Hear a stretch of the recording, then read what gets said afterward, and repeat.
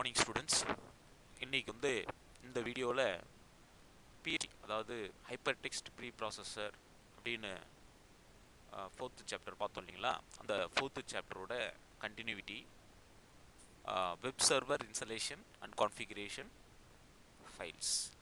அதாவது நம்ம லாஸ்ட் கிளாஸில் பார்த்தோம், PHP code PHP program run பண்ணோம் அப்படின்னா அதுக்கு வெப் சர்வரை தான் ரன் பண்ண முடியும்.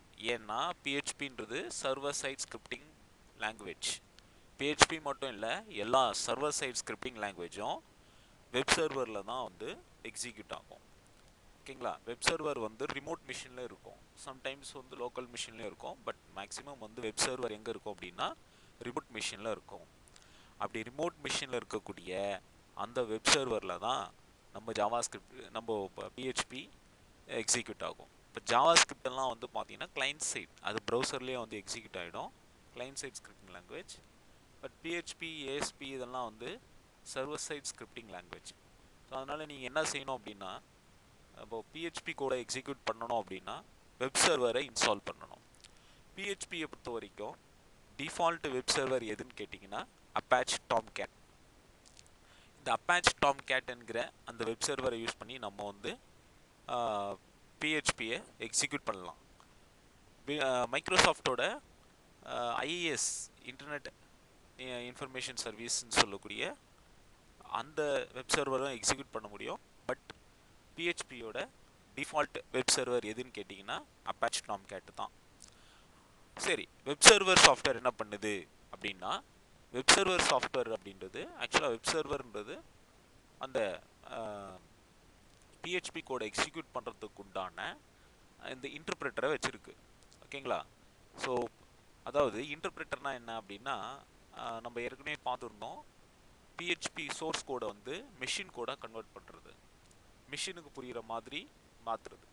அது எப்படிங்க நடக்குது அப்படின்னா, அதாவது நம்மளோட ஸ்கிரிப்டிங் லாங்குவேஜ், அதாவது இப்போ பிஹெச்பியில் நீங்கள் ஒரு கோடிங் எழுதுறீங்கன்னா அது வெப் சர்வரில் போயிட்டு ஃபஸ்ட் என்ன ஆகும், கம்பைல் ஆகும். அதாவது பைட் கோடுன்னு சொல்லுவாங்க, அது இன்டர்மீடியட் கோடு.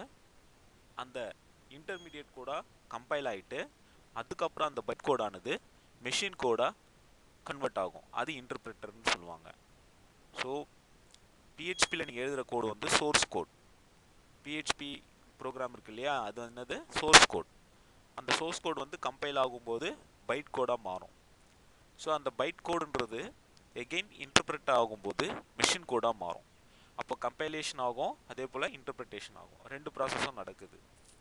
இந்த வெப் சர்வர் சாஃப்ட்வேரை வந்து நீங்கள் ஓப்பன் சோர்ஸாகவும் டவுன்லோட் பண்ணிக்கலாம், அல்லது லைசன்ஸ்டு சாஃப்ட்வேரையும் பர்ச்சேஸ் பண்ணிக்கலாம்.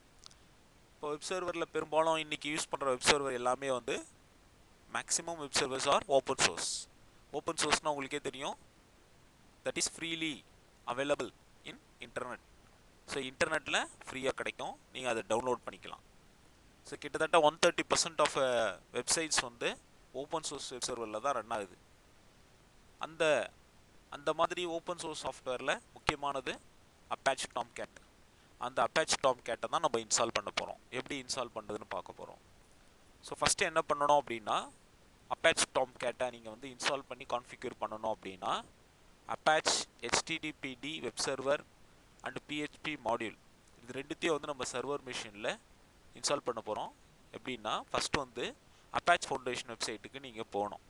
அப்பாச் ஃபவுண்டேஷன் வெப்சைட்டுன்றது இங்கே வெப்சைட் ஐடி கொடுத்துருக்காங்க பாருங்கள், https://httpd.apache.org. இதான் வந்து அப்பாச் ஃபவுண்டேஷனோட வெப்சைட். இந்த வெப்சைட்டுக்குள்ளே போயிட்டு நீங்கள் download.cgi அப்படின்னு கொடுத்தீங்க அப்படின்னா, சிஜிஐனா காமன் கேட்வே இன்டர்ஃபேஸ், download.cgi அப்படின்னு இந்த ஃபுல் அட்ரஸ் நீங்கள் கொடுத்துட்டு என்டர் பண்ணிங்க அப்படின்னா HTTPD வெப் சர்வர் சாஃப்ட்வேர் வந்து டவுன்லோட் ஆகிடும். டவுன்லோட் ஆனதுக்கப்புறம் அந்த ஃபோல்டரில் .msi ஃபைல்னு ஒரு ஃபைல் இருக்கும், அந்த ஃபைலை நீங்கள் கிளிக் பண்ணணும். .msi ஃபைலை கிளிக் பண்ணிங்கன்னா ஒரு டயலாக் பாக்ஸ் வரும்.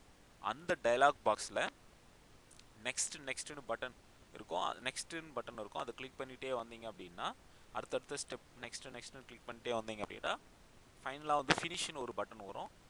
அந்த பட்டனை ஃபினிஷ் பட்டனை கிளிக் பண்ணும்போது அந்த அப்பாச் வெப் சர்வர் வந்து கம்ப்ளீட்டாக இன்ஸ்டால் ஆகிடும்.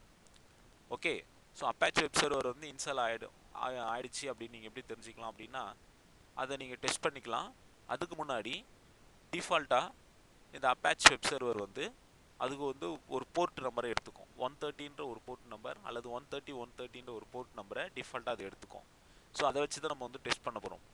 நம்ம சாஃப்ட்வேர் இன்ஸ்டால் பண்ணதுக்கப்புறம் ஆட்டோமேட்டிக்காக நாம் வந்து அதை டெஸ்ட் பண்ணலாம் இன்ஸ்டால் ஆகிடுச்சு அப்படின்ட்டு. அதுக்கு கீழே இங்கே நம்மளோட வெப் ப்ரௌசரில் போயிட்டு https localhost 130 அல்லது https localhost 130 நீங்கள் கொடுத்து என்ட்ரு பண்ணிங்க அப்படின்னா ப்ரௌசரில் ரன் ஆகி உங்களுக்கு அவுட்புட் வரும். என்னன்னா இட்ஸ் ஒர்க்ஸ் அப்படின்னு ஒரு அவுட்புட் வரும். இட்ஸ் ஒர்க்ஸ்னு அவுட்புட் வந்தது அப்படின்னா நம்ம இன்ஸ்டால் பண்ணிட்டோம்னு அர்த்தம். அடுத்தது நீங்கள் என்ன செய்யலாம் அப்படின்னா, ஒன்ஸ் நீங்கள் இன்ஸ்டால் பண்ணதுக்கப்புறம் you can start the web server, stop the web server and restart the web server. Web சர்வரை நீங்கள் ஸ்டார்ட் பண்ணலாம், ரீஸ்டார்ட்டும் பண்ணலாம். ஸோ நீங்கள் ஒன்ஸ் ஸ்டாப் பண்ணிட்டீங்க அப்படின்னா உங்களுக்கு நம்மளால் வந்து என்ன பண்ண முடியாது, வெப் சர்வரால் கிளைண்ட்டுக்கு ரெஸ்பாண்ட் பண்ண முடியாது. ஸோ அதனால் நீங்கள் சர்வீஸை வந்து ஸ்டார்ட் பண்ணுறது, அதாவது நீங்கள் வந்து கிளைண்ட்டுக்கு ரெஸ்பான்ஸ் பண்ணோம் அப்படின்னா சர்வீஸை வந்து ஸ்டார்ட் பண்ணணும். ஸோ நீங்கள் உங்களோட ப்ராசஸ் முடிஞ்சிருச்சு அப்படின்னா ஸ்டாப் பண்ணிடலாம், சர்வரை வந்து ஸ்டாப் பண்ணிடலாம். ஸோ இது எல்லாமே வந்து நம்ம ஸ்டாண்ட் அலோன் மிஷின்லேயே நம்ம வந்து இன்ஸ்டால் பண்ணலாம். அடுத்தது இந்த வெப் சர்வரை வந்து கான்ஃபிகர் பண்ணுறது வந்து web servers configuration setting file, அதாவது http://conf அப்படின்னு ஒன்று இருக்கும். ஸோ நீங்கள் அதை கிளிக் பண்ணணும். அதை கிளிக் பண்ணிவிட்டு அதில் வந்து PHP மாடியூல் அப்படின்னு ஒரு மாடியூல் இருக்கும், அதை எனேபிள் பண்ணி விடணும். PHP மாடியூலை எனேபிள் பண்ணிங்க அப்படின்னா PHP ஸ்கிரிப்டிங் லாங்குவேஜ் வந்து ரன் பண்ண முடியும், அதாவது ஸ்கிரிப்டிங் லாங்குவேஜ் வந்து எக்ஸிக்யூட் பண்ண முடியும். இதுதான் வந்து installation and configuration steps for web server, Apache Tomcat web server. So under PHP module. So Apache Tomcat web server க்கு வந்து .msi ஃபைலை வந்து கிளிக் பண்ணி இன்ஸ்டலேஷன் பண்ணோம். PHP ஸ்கிரிப்டிங் லாங்குவேஜுக்கு வந்து PHP மாடியூலை வந்து எனேபிள் பண்ணி விடணும். ஸோ இது வந்து ஸ்டெப் 5, மொத்தம் வந்து 5 ஸ்டெப்ஸ் கொடுத்துருப்பாங்க. இது installation and configuration of web server.